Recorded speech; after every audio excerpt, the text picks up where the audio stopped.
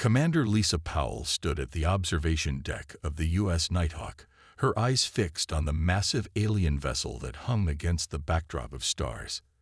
The ship was unlike anything humans had ever built. Its surface gleamed with a purple-silver sheen, and its design defied Earth's understanding of aerospace engineering. "They're hailing us again, Commander," said Officer Peter Grant, his fingers hovering over the communications panel. The young officer's voice remained steady, but Powell could see the tension in his shoulders. "Open the channel," she ordered, straightening her uniform. The large view screen flickered to life, revealing the alien being that had introduced himself as High Admiral Cathor of the Xeraxian Empire. The alien's scaled face and 4 glowing eyes still made Powell's skin crawl, but she kept her expression neutral. 6 hours had passed since the Xeraxian fleet had appeared at the edge of Earth's solar system, and each conversation had grown increasingly tense. "Commander Powell," Cathor's translated voice carried a note of impatience. "Your species' stubborn pride grows tiresome. The Xeraxian Empire controls 17 star systems and over 40 colonized worlds. Your civilization has barely reached your own moon. The logical choice is clear: submit to our rule, and we will guide your species to greatness." Powell took a deep breath before responding. "With respect, High Admiral, humanity has no interest in submission. We are willing to establish diplomatic relations as equals, to trade, to learn from each other, but we will not surrender our sovereignty." Thor's upper lip curled, revealing rows of sharp teeth. "Equals." He let out a sound that might have been a laugh. "Your species is barely out of its cradle. You haven't even developed proper faster-than-light travel. The fact that we're having this conversation at all is a courtesy. A courtesy we appreciate," Powell said carefully. "But our answer remains the same." The alien leader's 4 eyes narrowed. "Perhaps you need a demonstration of the difference between our civilizations." He turned to speak to someone off-screen in his own language. Warning alarms suddenly blared throughout the Nighthawk. Multiple energy signatures detected from the Xeraxian fleet called out Lieutenant Chris Baker from his station. "They're targeting." Powell's heart sank as she saw the trajectory. "The Lunar Research Station," she whispered. The view screen split to show the peaceful dome of humanity's largest off-world installation. 200 of Earth's brightest minds lived and worked there, studying everything from geology to advanced physics. "Last chance, Commander," Thor said. "Submit to our rule, or watch your achievement burn." Powell's hands clenched into fists. "If you attack our station, you'll be committing an act of war against humanity. We will defend ourselves." "With what? Your primitive weapons? Your handful of ships?" Cathor shook his head. "This is not a negotiation, human. This is mercy." "Mercy would be respecting our right to self-determination," Powell shot back. "What you're offering is slavery with a fancy name." The alien leader sighed, then observed the price of pride. Everything seemed to happen in slow motion. A beam of intense purple energy lanced out from one of the Xeraxian ships. Powell watched, helpless, as it struck the lunar station. The dome cracked, then shattered. Emergency force fields activated, but they were designed for minor breaches, not this level of destruction. "Get me those life signs," Powell demanded.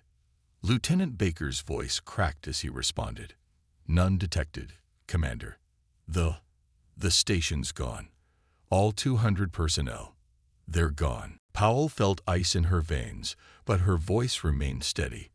"Record everything. Every second of this." She turned back to Cathor on the screen.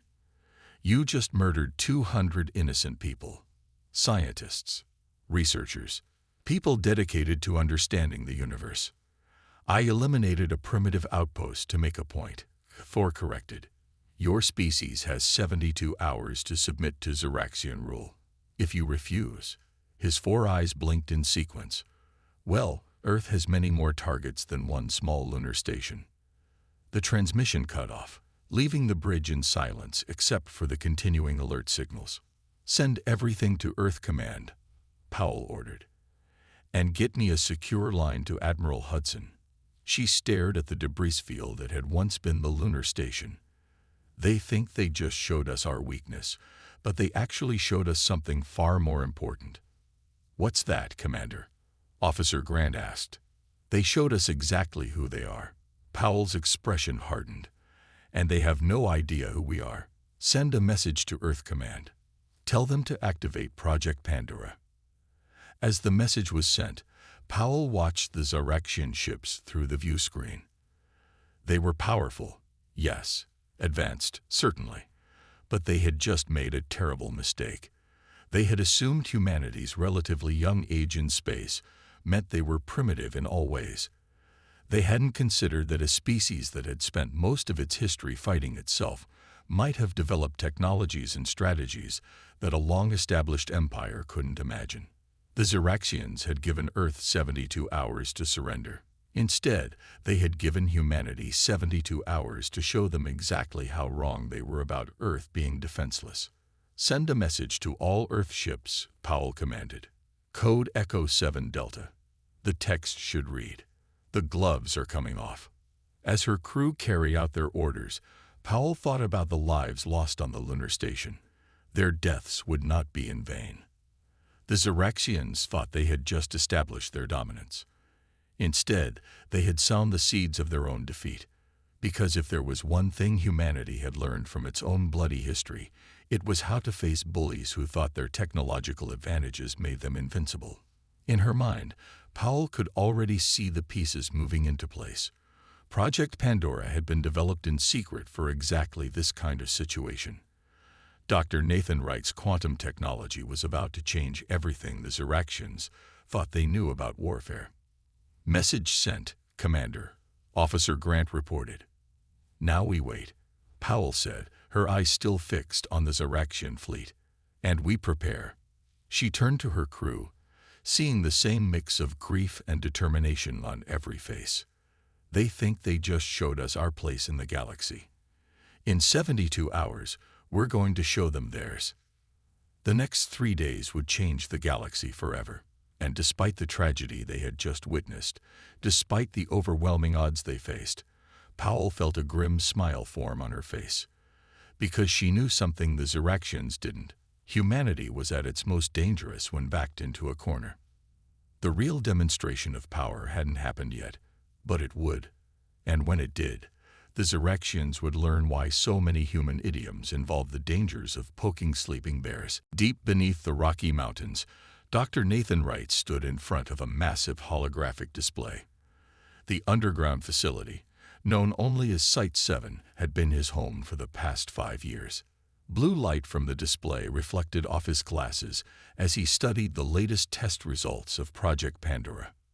The quantum field is stable, he announced to the room of scientists and military personnel. Even at full power, there's no radiation leakage.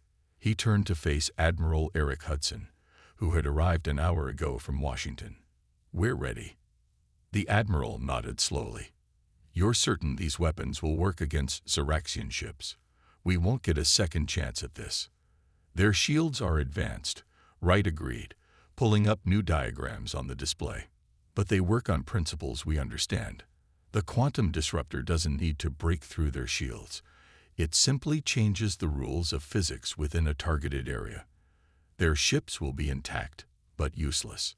In another part of the facility, Lieutenant Amy Martinez sat surrounded by holographic displays showing Xeraxian fleet movements. Her eyes were red from lack of sleep, but she couldn't stop now. There was a pattern here, she was sure of it. Lieutenant, a young analyst offered her a cup of coffee. You've been at this for 16 hours straight. Martinez took the coffee without looking away from the displays. Look at this, she said, gesturing to one particular formation. Every time they move their ships, it's in perfect geometric patterns. Even when they attacked the lunar station, they maintained exact distances between vessels. She stood up, moving her hands through the holographic display to highlight specific ships. It's not just formation flying. It's almost religious in its precision.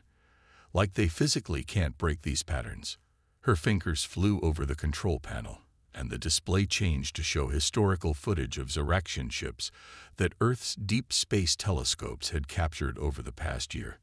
See, the same patterns, over and over. They're not just following protocols, they're slaves to them. The young analyst leaned in closer. What does that mean for us? Martinez allowed herself a small smile. It means they're predictable. And in warfare, predictability is a weakness. Above ground, the situation was growing tenser by the hour. The Xeraxian fleet had moved closer to Earth, their ships now clearly visible from the planet's surface as bright points of light in the night sky. News channels ran constant coverage, mixing updates with speculation and fear. Back in Site 7, Dr. Wright led Admiral Hudson to a massive hangar. Inside stood rows of devices that looked like oversized satellite dishes, each one pulsing with a faint blue light. "We have enough quantum disruptors to equip our entire fleet," Wright explained. "Each one can affect an area roughly the size of a Xeraxian battlecruiser. Once activated, any advanced technology within the field simply stops working." "And our ships?" Hudson asked. "Our weapons. Our technology is primitive enough to be unaffected," Wright said with a hint of irony in his voice. "Sometimes being behind has its advantages." The Admiral's phone buzzed. A message from Commander Powell aboard the Nighthawk. He read it and his expression darkened. "The Xeraxians are moving more ships into position. Their 72-hour deadline ends in 18 hours. Wright nodded to the quantum disruptors. "Then we better get these loaded onto our ships."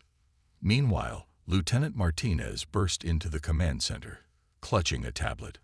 "Admiral Hudson, I need to show you something about their fleet formations." The next few hours were a blur of activity. Ships were equipped with the new weapons, while Martinez briefed fleet commanders on her discoveries about Xeraxian battle tactics. Dr. Wright personally oversaw the installation of the quantum disruptors, checking each one to ensure perfect calibration. In orbit, Commander Powell watched the Xeraxian fleet continue its methodical approach. Every ship moved in perfect synchronization, exactly as Martinez had predicted. They were so confident in their superiority that they didn't even try to hide their movements.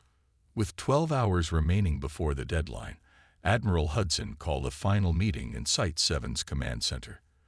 The room was packed with military leaders, scientists, and key personnel. "The plan is simple," Hudson said, standing before a holographic display of Earth and the approaching Xeraxian fleet. "We use their own rigid protocols against them. Lieutenant Martinez has identified the exact positions their ships will take when they begin their attack. We'll place our ships accordingly." He gestured to Dr. Wright. "The quantum disruptors will be our surprise. The Xeraxians think we're primitive, so they won't expect a weapon that can shut down their technology without destroying their ships. This isn't just about winning a battle. It's about showing them that humanity isn't what they think we are." Powell's face appeared on a screen. "The Xeraxians just sent another message. They're graciously offering us an extra 6 hours to prepare our surrender documents." Hudson's expression hardened. "Send them our response. Humanity's answer remains unchanged." As the meeting ended, Dr. Wright returned to his lab for final checks on the quantum field calculations. Lieutenant Martinez refined her tactical predictions. And in orbit, Commander Powell prepared her crew for what was coming. The Xeraxians thought they were being generous by giving Earth time to surrender. Instead, they had given humanity time to prepare a demonstration of their own. In 11 hours, the galaxy would learn that sometimes the most dangerous technology isn't the most obvious, and that humans had learned far more from their violent history than just how to destroy. "Send word to all ships," Hudson ordered. "Operation Pandora begins in 10 hours. May God have mercy on their souls, because we're about to show them why you don't threaten Earth." In his lab, Dr. Wright looked at a small photo on his desk. His sister had been among those killed on the lunar station. He touched the photo gently. "We're not going to kill them," he whispered. "We're going to do something far more effective. We're going to humble them." The countdown to humanity's demonstration had begun. In the depths of Site 7, in orbit around Earth, and in ships throughout the solar system, Humans prepared to show the galaxy exactly what happened when someone pushed them too far. The Xeraxians had wanted to demonstrate their power. They were about to learn they weren't the only ones who could put on a show. Captain Daniel Morris stood on the bridge of the U.S. Starkiller, watching his crew prepare for battle. His ship led the small fleet of Earth vessels hiding behind the moon. The quantum disruptors hummed softly throughout the ship, their blue glow barely visible through the engine room windows. Xeraxian fleet is moving into attack formation, reported Officer Linda Hayes from her station. Just as Lieutenant Martinez predicted, they're spreading out in their standard geometric pattern. Morris nodded, keeping his voice calm despite the tension. Send word to all ships. Hold position until my mark. He watched the enemy fleet's movement on the main screen. The Xeraxian ships looked like purple throwing stars against the black of space, their formations precise and unwavering. In Earth's orbit, Commander Powell kept the U.S. Nighthawk in plain view of the enemy. Her ship would play the role of the obvious target, while Morris's fleet would deliver the real surprise. Incoming transmission from the Xeraxians, Powell's communications officer announced. High Admiral Cathor's scaled face appeared on screen. Your time has expired, Commander. I see no surrender documents. Your species has chosen extinction. Powell stood tall, her hands clasped behind her back. Actually, we've chosen to give you a science lesson. Thor's 4 eyes blinked in confusion. What? You see, Powell continued, humans have a saying. Necessity is the mother of invention. When you murdered our scientists on the lunar station, you created a very strong necessity. Behind the moon, Morris watched the signal from Earth Command. 3 lights. Red, yellow, green. The go-ahead. All ships, power up quantum disruptors, he ordered. Remember your targets. Time to show them what primitive humans can do. The Xeraxian ships moved exactly as Martinez had predicted, settling into their attack formation with mathematical precision. Their rigid adherence to protocol was about to become their biggest weakness. Now, Morris commanded. The Earth fleet emerged from behind the moon, each ship targeting specific points in the Xeraxian formation. The quantum disruptors activated simultaneously, sending out invisible fields that changed the laws of physics within their range. At first, nothing seemed to happen. Then the nearest Xeraxian ship's purple glow flickered and died. Another ship's engines sputtered and went dark. Within seconds, entire sections of the enemy fleet hung dead in space. On the Nighthawk's view screen, Cathor's face showed the first signs of fear. What? What have you done? We changed the rules, Powell replied simply. Your ships aren't damaged. They just can't function within our quantum fields. You could say we temporarily rewrote the laws of physics in your neighborhood. More Xeraxian ships fell dark as Morris's fleet moved through their formation. The enemy couldn't even flee. Their strict protocols prevented them from breaking formation, and by the time they realized they needed to, their engines were already dead. This is impossible, Cathor sputtered. You're a primitive species.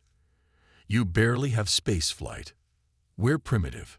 Morris spoke over the open channel as his ship disabled another enemy vessel. We're the species that went from horse-drawn carriages to landing on our moon in less than 70 years. We're the ones who split the atom, mapped the human genome, and invented artificial intelligence in just a few generations. The Starkiller moved gracefully between the disabled Xeraxian ships. The enemy vessels were larger and more advanced, but now they were nothing more than expensive space sculptures. Your problem, Morris continued, is that you assumed primitive meant stupid. But humans are really good at one thing: finding creative solutions to survive. In the command center on Earth, Lieutenant Martinez watched her predictions play out perfectly. The Xeraxian ships had walked right into their trap, their own strict protocols making them fatally predictable.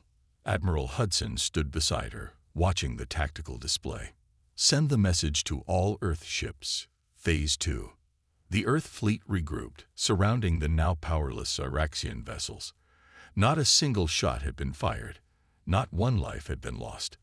It was the most peaceful victory in the history of warfare. High Admiral Cathor, Powell addressed the increasingly agitated alien leader. Your fleet is disabled.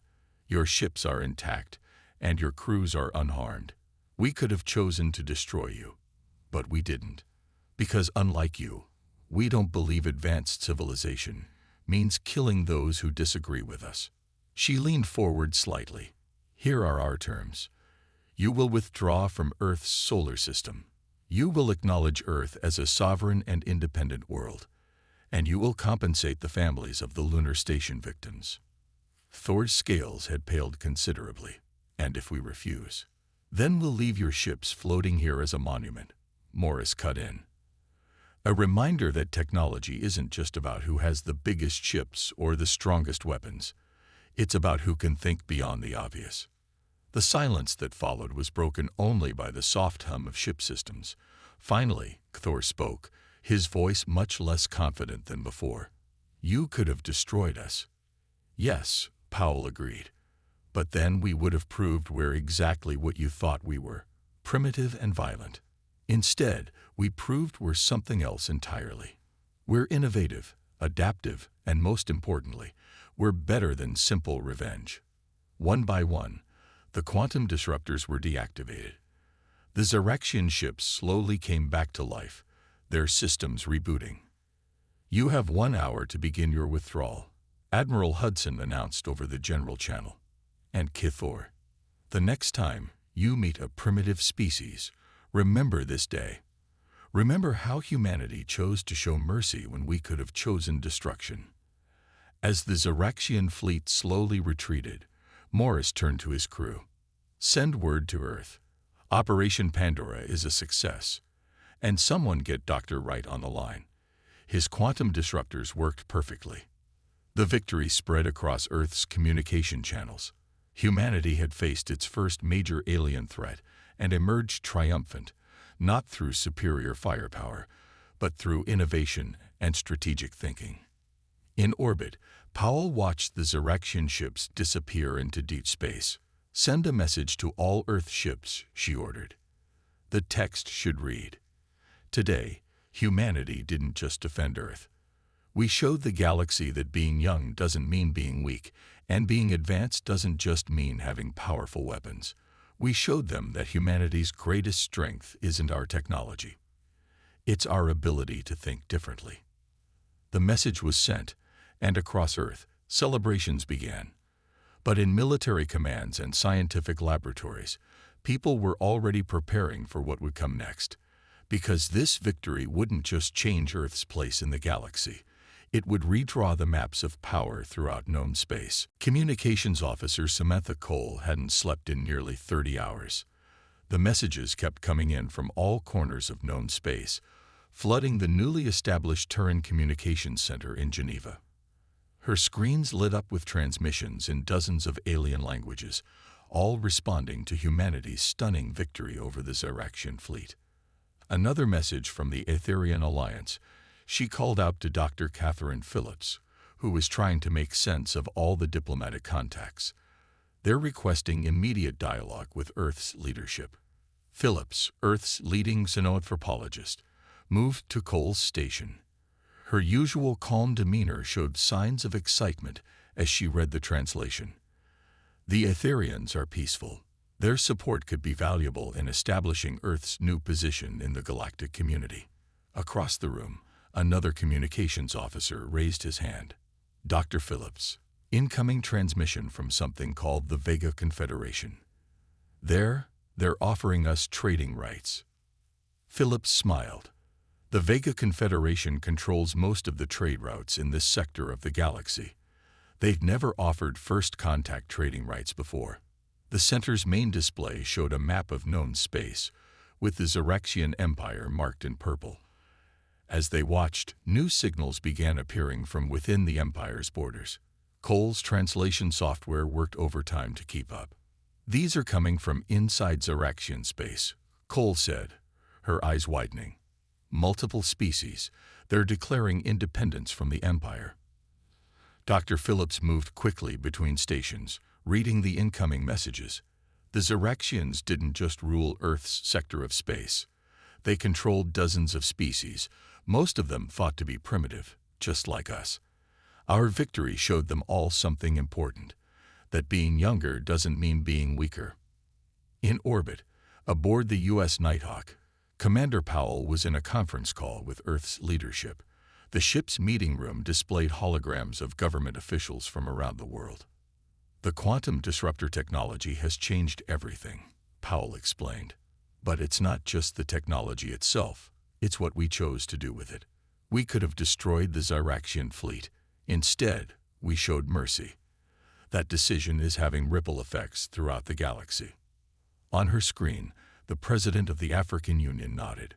We're receiving requests for diplomatic relations from 17 different species. Some of them we didn't even know existed until today. The galaxy is reshaping itself, added the European Commission president, and Earth is at the center of the change. Meanwhile, in a smaller meeting room aboard the Nighthawk, Officer Linda Hayes was monitoring communications from the retreating Xeraxian fleet. She noticed something interesting in their transmissions. "Commander Powell," she called over the intercom. "I think you should see this. The Xeraxians, they're arguing among themselves. Some of their military leaders are calling for High Admiral Thor to step down. They're saying his failure to recognize Earth's potential has weakened their entire empire." Powell excused herself from the conference and went to Hayes Station. The translated Xeraxian messages showed an empire in turmoil. Their defeat by a primitive species had shaken their confidence and their strict hierarchy. "Send this to Dr. Phillips," Powell ordered. "She needs to know how this is affecting their society." Back in Geneva, Dr. Phillips received the information while meeting with representatives from 3 newly independent worlds. The former Xeraxian subjects were eager to establish relations with Earth, seeing humanity as a potential protector against their former masters. "Your victory changed everything," said Ixel, a tall crystalline being from a world called Lumeria. "For centuries, the Xeraxians told us we were too primitive to govern ourselves.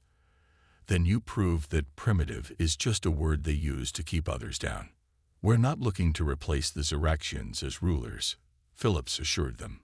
"Earth believes in self-determination. We want to be allies, not masters." Samantha Cole interrupted with another urgent message. "Dr. Phillips, the Vega Confederation is offering to host a galactic summit. They want Earth to present our vision for a new interstellar community." Phillips shared a look with the alien representatives. "Tell them we accept, but on one condition. All newly independent worlds must be invited as equals." As the day continued, more messages arrived. Some were from species offering alliance, others seeking protection, and still others wanting to trade. Each one represented a shift in the galaxy's power structure. In her private office, Dr. Phillips recorded her observations. Humanity's demonstration of power, followed by mercy, has created a unique moment in galactic history. We're seeing the birth of a new order, one based not on age or technological advancement, but on innovation and ethical behavior. She paused the recording to read another message, this one from a species that had been neutral in galactic affairs for centuries. They too wanted to open diplomatic relations with Earth. "The galaxy is redrawing itself," she continued her recording, "not through conquest or destruction, but through the power of an idea, that any species, no matter how young, deserves the right to determine its own destiny." Commander Powell's voice came through on the communication system. "Dr. Phillips, we're getting reports that 3 more systems have declared independence from the Xeraxian Empire. Their ships are withdrawing from those sectors without a fight.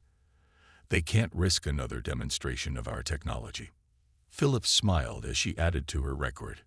"In less than 48 hours, humanity has gone from a species threatened with submission to one reshaping galactic politics, and we did it not by destroying our enemies, but by showing them a better way." In the main communication center, Samantha Cole watched as more signals arrived from across the galaxy. Each one represented a change, a shift in the order that had stood for centuries. Earth hadn't just defended itself, it had started a revolution of thought throughout known space. Dr. Phillips, she called out. The Aetherian Alliance is asking if we'll help mediate talks between the newly independent worlds and the Xeraxian Empire. They say we're the only ones both sides might trust. Tell them yes, Phillips replied. But make it clear, we're not coming as conquerors or rulers. We're coming as equals, ready to help build something new. As night fell over Geneva, the messages continued to arrive. The galaxy was changing, and Earth was at the heart of it all. Not because humans had the strongest weapons or the biggest fleet, but because they had shown that true power came from how you used what you had. And more importantly, how you treated others once you had power. 6 months after humanity's victory over the Xeraxian fleet, the Great Hall of the Vega Confederation's space station buzzed with activity. Representatives from 30 different species gathered for the first Galactic Cooperative Summit. At the center of it all stood Admiral Lisa Powell, formerly commander, now head of the newly formed Terran Diplomatic Corps. The galaxy has changed, Powell said to the assembled delegates, her voice carrying across the vast chamber. 6 months ago, many of you didn't know Earth existed. Those who did thought we were primitive. Now we all know better. The station itself showed how much things had changed. Ships from dozens of worlds filled the nearby space, their designs as varied as the species who built them. Former Xeraxian subjects now flew their own flags, while trade vessels from the Vega Confederation moved freely between them. Chief Strategist Ryan Cooper stood beside Powell, watching the delegates. It's amazing how fast everything changed, he said quietly. The Xeraxians ruled this sector for 300 years. It took us one day to reshape the entire power structure. Power isn't just about strength, Powell replied. It's about how you use it. Across the hall, Dr. Nathan Wright talked with a group of alien scientists. They had come to learn about the quantum disruptor technology, not to copy it, but to understand the thinking behind it. Wright had become something of a celebrity in the scientific community, the human who proved that innovative thinking could overcome centuries of technological advancement. The key wasn't the technology itself, Wright explained to his fascinated audience. It was looking at the problem differently. Everyone thought you needed bigger weapons to win. We showed that you just needed smarter ones. In another part of the station, Lieutenant Amy Martinez led a discussion about military doctrine with representatives from the newly independent worlds. Her analysis of Xeraxian battle patterns had become required study at military academies across known space. Rigid thinking is a weakness, she told the group. The Xeraxians were so convinced of their superiority that they never considered someone might think differently. That's a mistake we can all learn from. The main display in the hall showed the new galactic map. Where the Xeraxian Empire had once dominated in purple, now a rainbow of colors marked independent systems and new alliances. Earth appeared as a bright blue dot, connected to others by lines representing diplomatic and trade relationships. Dr. Catherine Phillips studied the map with satisfaction. In the 6 months since the battle, she had helped establish diplomatic relations with 15 different species. Each one brought new perspectives and opportunities for humanity to learn and grow. The quantum disruptor changed the balance of power, she explained to a group of diplomats.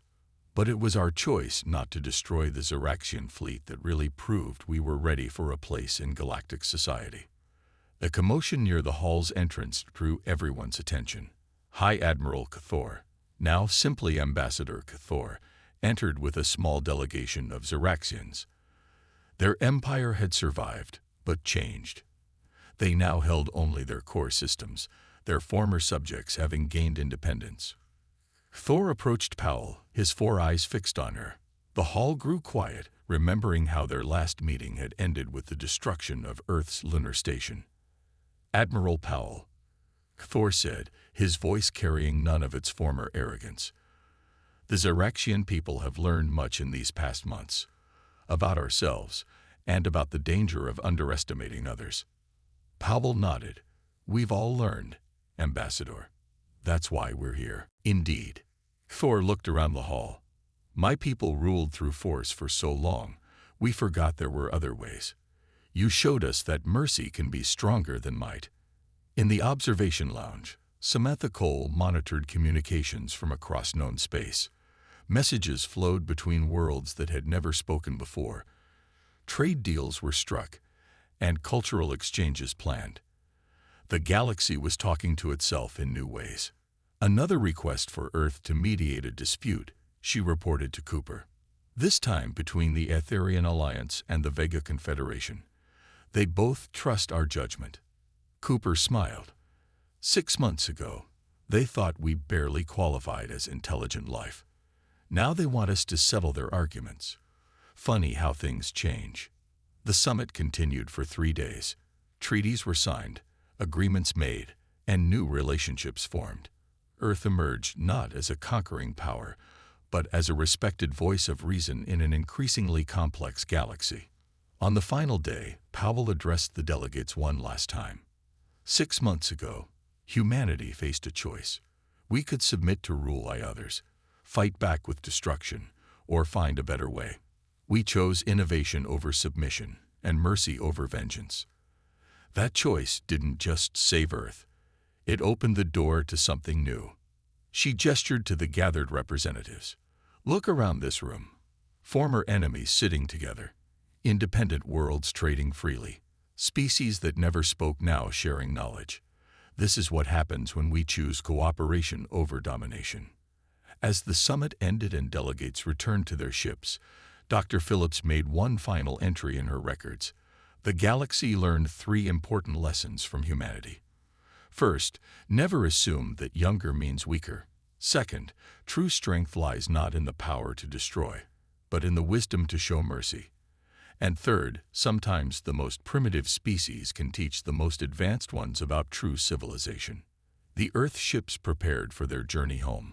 In 6 months, they had helped redraw the galactic map, not through conquest or destruction, but through innovation and diplomacy. The Xeraxian Empire's attempt to subjugate Earth had instead led to a new era of cooperation and independence throughout known space. Send a message to Earth, Powell ordered as her ship prepared to leave the station. The text should read, Mission accomplished. The maps have been redrawn, not in blood, but in hope. Humanity's first chapter in galactic history is complete. Now we begin writing the next one. As the ships departed, the station's main display showed the new galactic map one final time.